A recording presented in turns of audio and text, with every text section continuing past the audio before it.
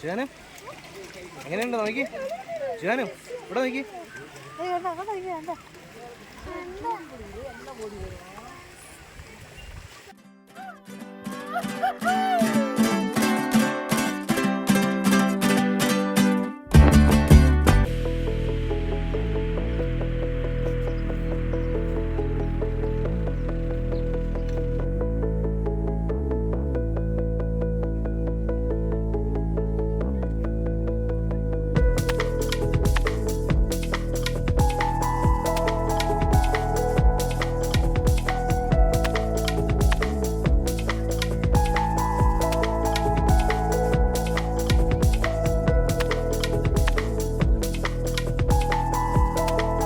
Hello, നമ്മളിപ്പോൾ നിൽക്കുന്നത് ഊട്ടിയിലാണ്. ഊട്ടിയിലുള്ള കർണാടക ഗാർഡനിലാണ് ഇപ്പോൾ നിൽക്കുന്നത്.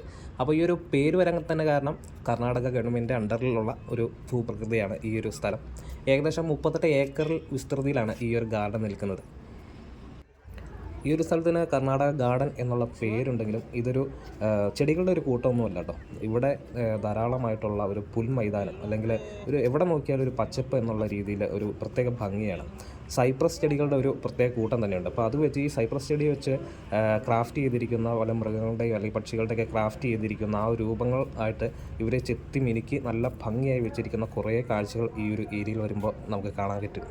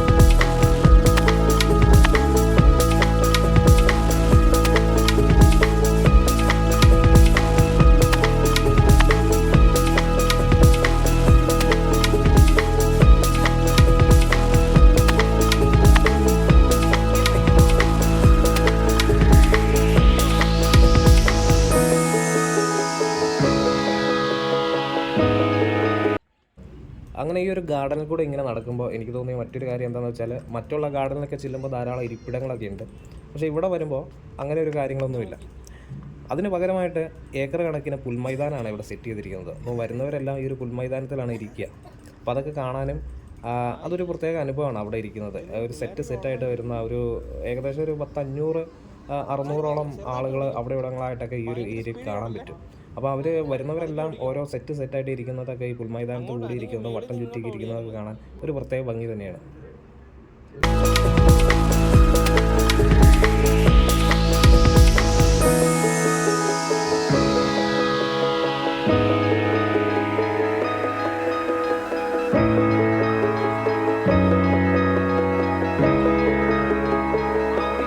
നമ്മൾ കുട്ടികളായിട്ടൊക്കെ ഈ ഒരു സ്ഥലത്ത് വരുമ്പോൾ അകലെയും നോക്കുമ്പോൾ ഈ ഒരു സ്ഥലം നല്ല പുൽമൈതാനാണല്ലോ. അപ്പോൾ കുട്ടികൾക്ക് ദൂരെ നോക്കുമ്പോൾ ഓടിക്കളിക്കാനുള്ള ഒരു സ്ഥലമായെന്നൊക്കെ തോന്നും. പക്ഷെ നമ്മൾ അടുത്ത് വരുമ്പോഴാണ് ഈ ഒരു സ്ഥലം ഒരു സ്ലോപ്പായിട്ടാണ് അവർ സെറ്റ് ചെയ്തിരിക്കുന്നത്, പുൽമൈതാനം.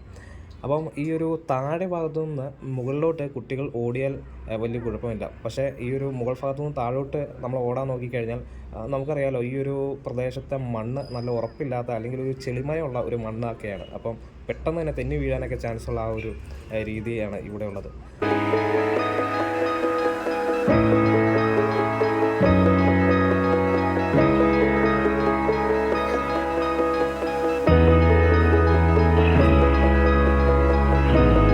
മെയിനായിട്ട് ഈ ഒരു ഏരിയകളെല്ലാം തന്നെ നല്ല പച്ചപ്പായിട്ട് നിൽക്കുന്ന ഏരിയകളാണ്.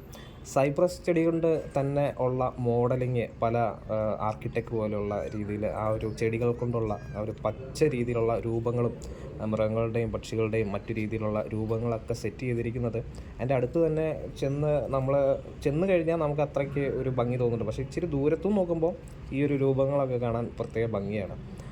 പിന്നെ ഇതിൻ്റെ ചെടികൾ ഒരു ബോട്ടാണിക്കൽ ഗാർഡൻ എന്ന് പറയാൻ മാത്രം പറ്റില്ല. ഈ ഒരു പ്രദേശത്തെ ഒരു പ്രകൃതി ഭംഗി ആസ്വദിക്കാൻ എന്നുള്ള രീതിയിൽ ഈ ഒരു സ്ഥലത്ത് വരണം. ചെടികൾ അവിടെ ഇവിടങ്ങളായിട്ട് ധാരാളം ഉണ്ട്. പക്ഷേ ഇവിടെയുള്ള അന്വേഷിച്ചപ്പോൾ അറിഞ്ഞത് ഏകദേശം 50,000 വർഗത്തിൽ പെടുന്ന ചെടികൾ ഈ ഒരു ഏരിയയിൽ ഉണ്ടെന്നാണ്.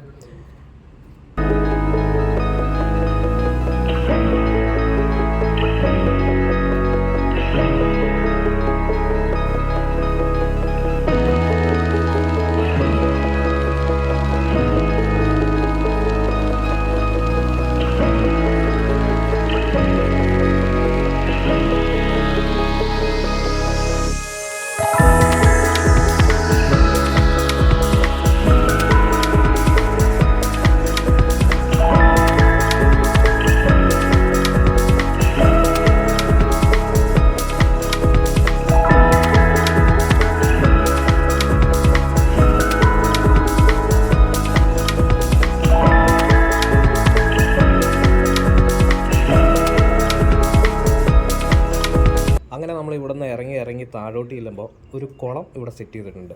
ഒരു കുളം മാത്രമല്ല കേട്ടോ, 1, 2, 3 കുളം ആയിട്ടാണ് ഇവിടെ സെറ്റ് ചെയ്തിരിക്കുന്നത്. അപ്പോൾ ഈ ഒരു സെറ്റ് ചെയ്തിരിക്കുന്ന മീൻകുളം നമ്മൾ ഈ കാണുന്ന ഇവിടെ വളർത്തുമീൻ എന്നുള്ള രീതിക്കല്ല, ഒരു അലങ്കാര മത്സ്യം എന്നുള്ള രീതിക്കാണ്. പിന്നെ അവിടെ ആ ഒരു കുളത്തിൽ അരയന്നങ്ങളും ധാരാളമായിട്ടുണ്ട്.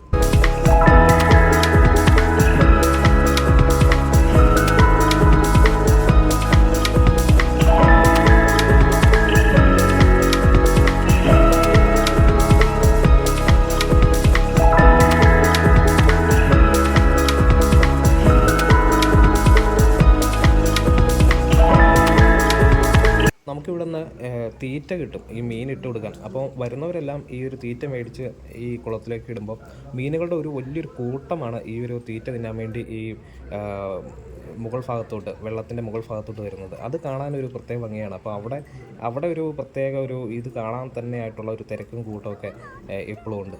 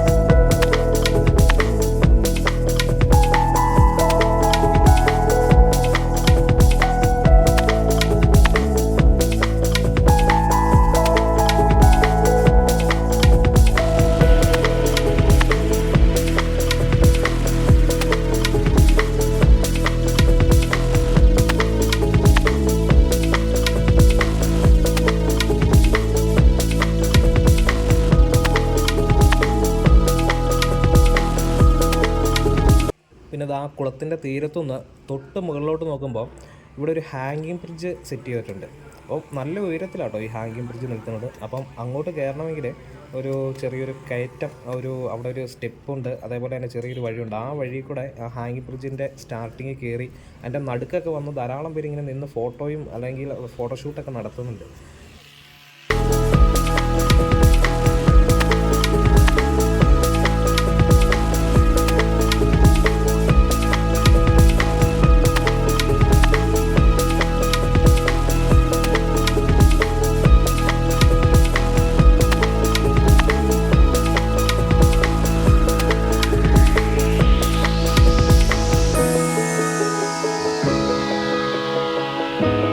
അങ്ങനെ ഹാങ്ങിങ് ബ്രിഡ്ജിൻ്റെ ഏറ്റവും നടുക്കായിട്ട് ഈ ഒരു ഗാർഡൻ്റെ മൊത്തം ഏരിയയിലോട്ട് നോക്കുമ്പോഴാണ് നമ്മൾ പോകാത്ത ധാരാളം സ്ഥലങ്ങൾ ഉണ്ടായിരുന്നു ഈ ഒരു ഗാർഡനിൽ നിന്ന് മനസ്സിലാക്കാൻ പറ്റുന്നത്.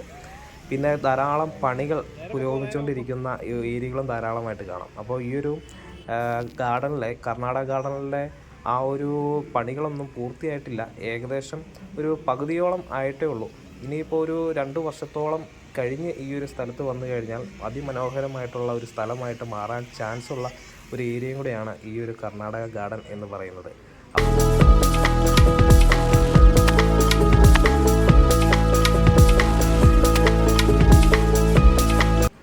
അങ്ങനെ ഈ ഒരു ഏരിയകളെ ധാരാളം നടക്കാനുണ്ട് കേട്ടോ. മണിക്കൂറുകളോളം നടക്കാനുള്ള ഏരിയകളുണ്ട്. പക്ഷേ നമുക്ക് അത്രയ്ക്കും മടുപ്പൊന്നും തോന്നില്ല.